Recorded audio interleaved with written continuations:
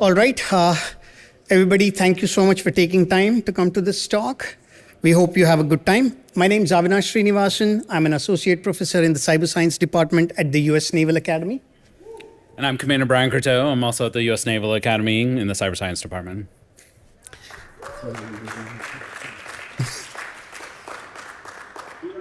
Thank you. So, today we would like to present an idea that we have envisioned about resilient and reconfigurable maritime communications and walk you through what we have thought. This idea that we are presenting comes from a paper that has all been published in the Networks Journal, and my co-authors on that publication are Nadia Niknami, Kenneth St. Germain, and Jay Wu. So, quick disclaimer, the views expressed in this presentation are those of the authors and do not reflect the official policy of the U.S. Naval Academy, Department of Navy, the Department of Defense, or the U.S. government.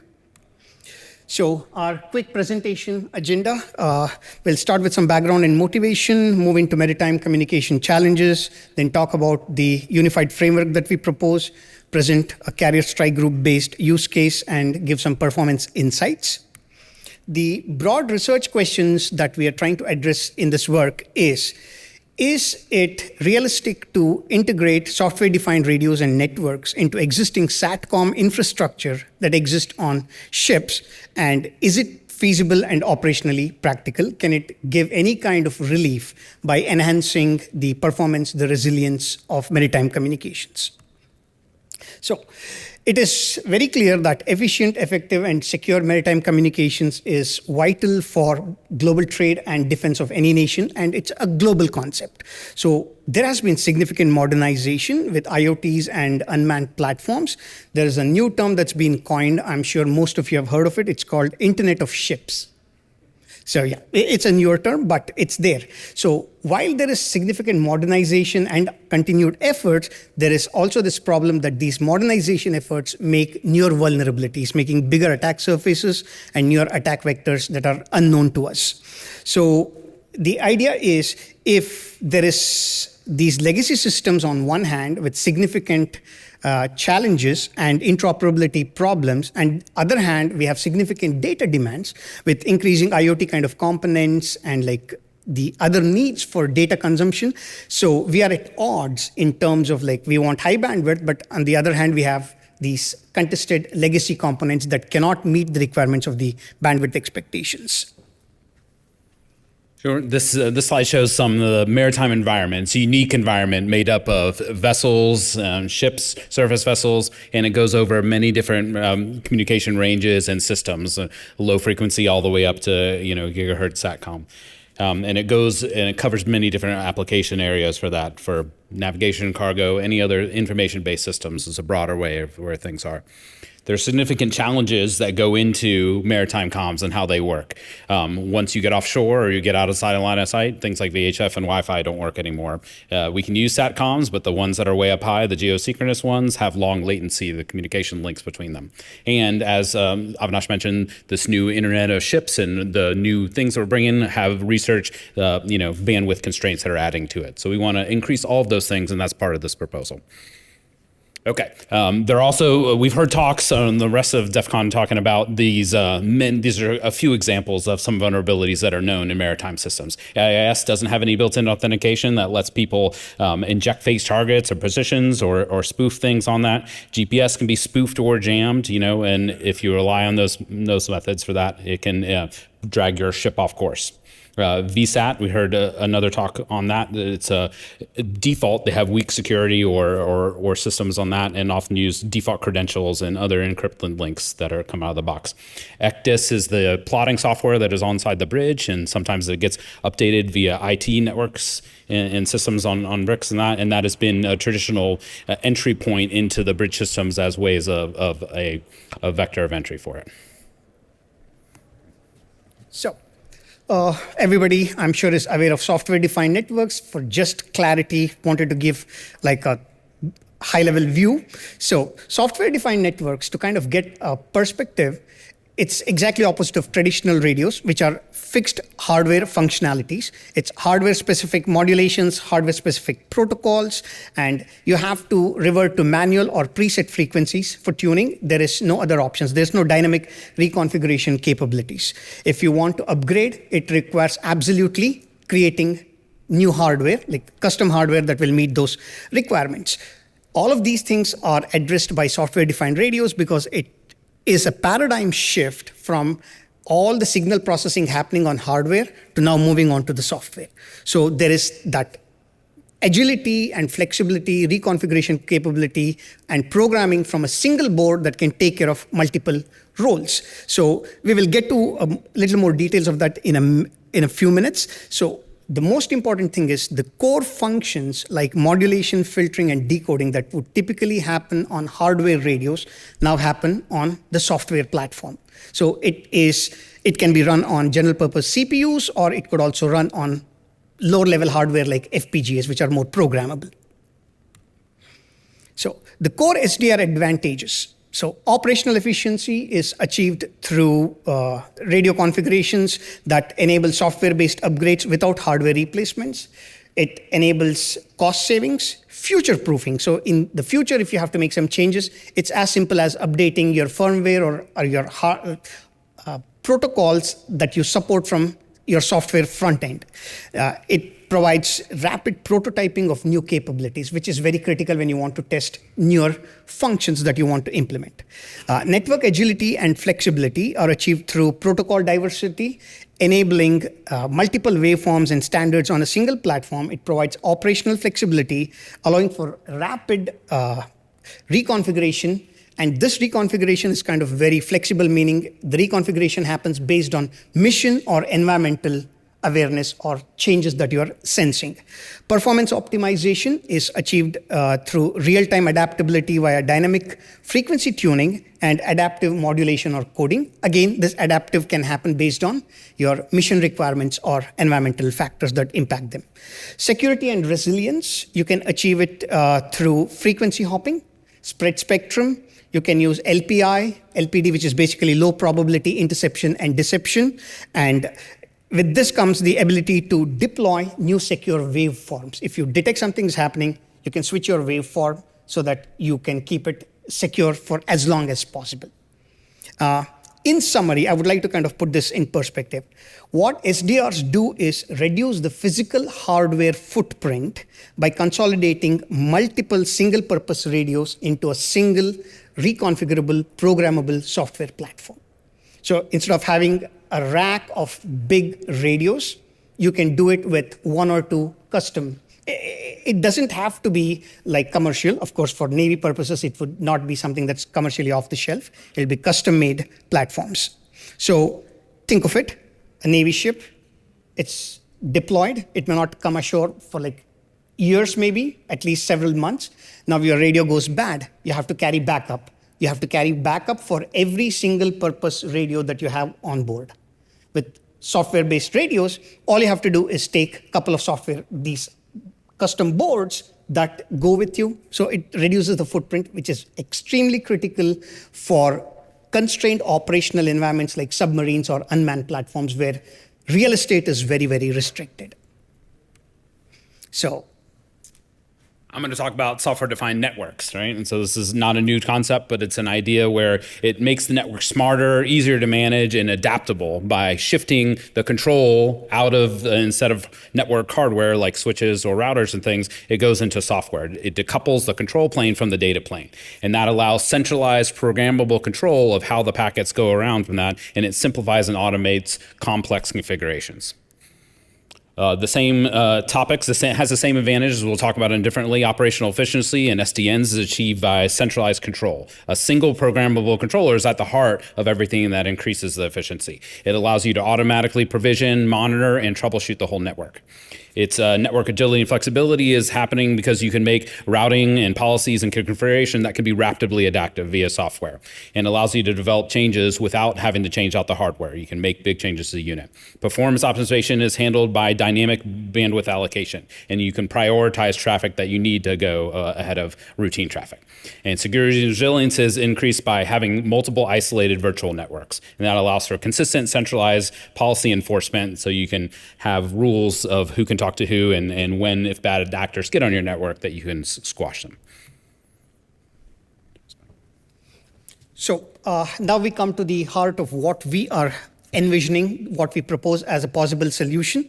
It's a unified communications framework where we want to take software-defined radios, software-defined networks, and there's already an existing SATCOM infrastructure on maritime domain. So we want to kind of bring the three together and see how we can enhance the performance. So what we believe is that SDN, SDR, and SATCOM, and brought together, can be really powerful, especially we are more interested in the naval applications, but it applies equally to any maritime shipping industry. So with the proposed unified comms framework, what we envision is the goal is to alleviate both network and physical layer complexities in dynamic maritime environment. The proposal is a unified framework that will leverage the capabilities of software-based networking and radio processing and integrate it with existing satellite communication infrastructure. The outcome we are hoping from this is a resilient, reconfigurable communications platform with simplified onboard communications infrastructure, which makes management and maintenance much easier and cheaper to a large extent. So the unified framework, I will briefly touch on the technology aspect. We will talk about the roles in more details. So it's the software-defined radio, software-defined networks, and the SATCOM that we envision bringing together. So let's look at what the SDR brings to the table in this framework that we envision. So it will provide you with waveform and link agility, meaning you will be able to switch between military satellites or commercial satellites, whether they're operating at L, M, or GEO, like LEO, MEO, or GEO orbital layers. Dynamic tuning, whether it is frequency adaptation for spectrum quality that you're looking for. It could be power control for link quality, and mission or environmental aware modulation and coding. It gives you that capability. It brings cognitive radio capabilities so that it can sense and adapt based on the RF interference or like environmental impacts on the frequencies. Advanced processing capabilities, things like space and time aware processing, beam forming using these array antennas, and what we see is on a ship, if you use this unified framework with SDR capabilities, it can essentially replace the high frequency, very high frequency, ultra high frequency radios, satellite modems, tactical transceivers, L-int receivers, which are more for signal int, and even radar signal processing, like the specialized processors. It can drastically reduce space. So it will give you a lot of room with reduced footprint of hardware, and it makes maintenance, troubleshooting, everything a lot easier and simplified. So some examples that are commercially available or like open source that you see are this Red Hawk, GNU radio, however you pronounce, and USRP, which is the Universal Software Radio Peripheral. Similarly, what does the software-defined network bring to the table? As Brien was talking about, it makes networks smarter, intelligent, and easy to manage. So it enables dynamic path selection so that you can choose optimal links between SATCOM, line of sight, vessel to vessel. It is enabling carrier strike groups and fleet operations. We will get to what a carrier strike group is if you're not familiar in just a few minutes. And it will help with traffic prioritization and quality of service. It ensures mission-critical traffics like command control are prioritized above bulk data transition like logistical data that's getting exchanged. It gives seamless link failover, meaning, for instance, there is a congested or beyond expected delay in a geosynchronous satellite, it can instantly switch over to a LEO satellite because you have the capability of SDN and SDR working in tandem. It will make sure that it is a smooth transition where you maintain the connection and session without losing any of your ongoing sessions.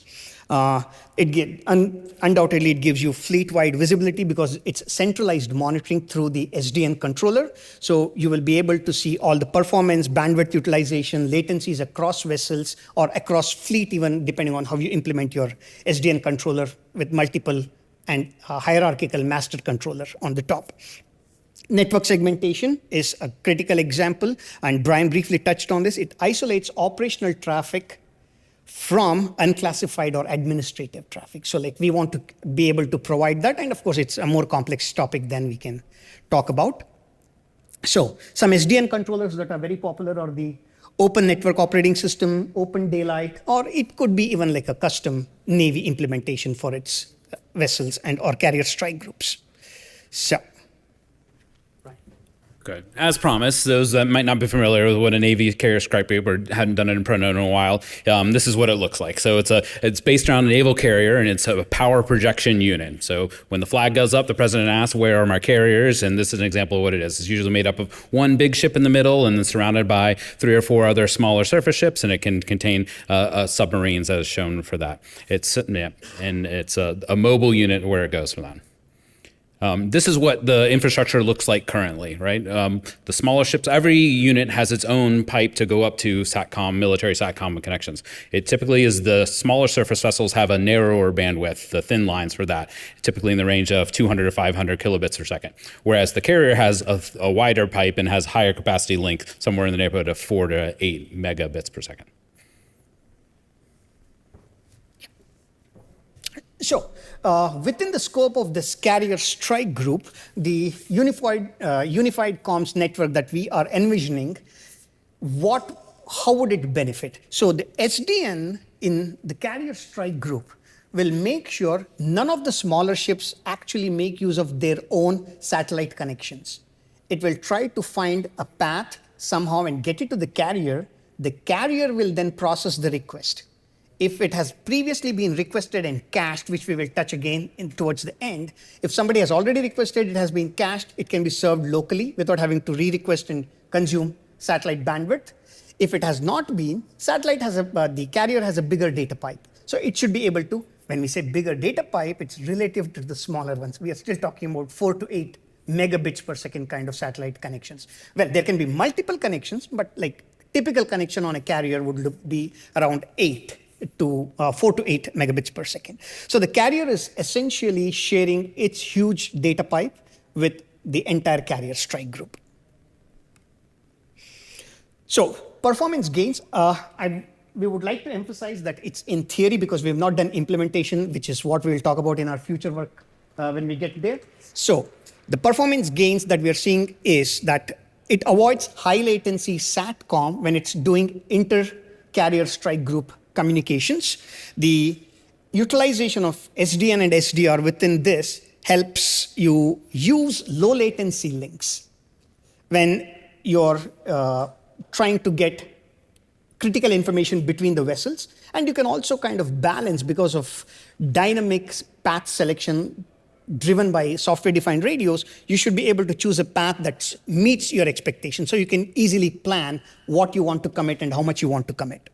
So a simple example, I think you'll be able to see a geosynchronous satellite, the round trip time, ignoring all the other delays, only considering the propagation delay, is about 552 milliseconds.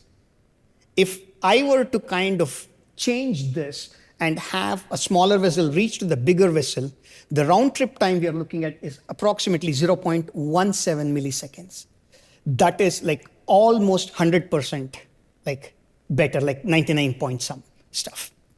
So because SDN can manage optimized link transfers or like handoffs between different links, even if it's a multi-hop request that you have to get to the carrier, it will still be like several folds cheaper for you to achieve that communication. We'll get to that in just 1 minute. So as Brien was previously talking about, here is like the regular satellite connections that the entire carrier strike group, every vessel has, and it's supposed to have. That is something we cannot replace. That is how Navy is, right? It is all redundance, fault tolerance, like backup systems.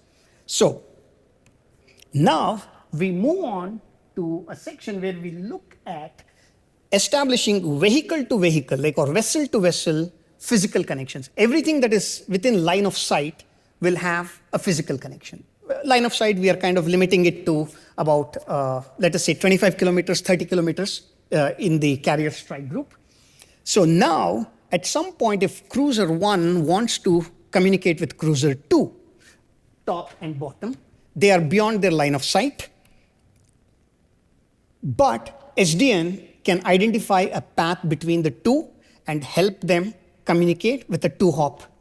So it maintains a logical link because the SDN is overseeing everything. Yeah.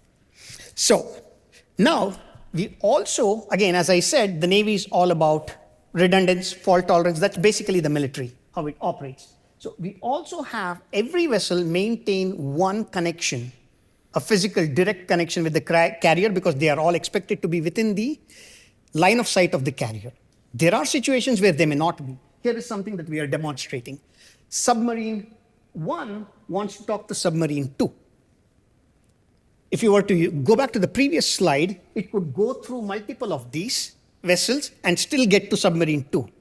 But what we are looking at is the SDN will make a decision. Do I go through cruiser 1, cruiser 2, destroyer 1, replenishment, then go to submarine 2? Or can I directly go to cruiser 1, the carrier, go to submarine 2? It will try to find alternate paths.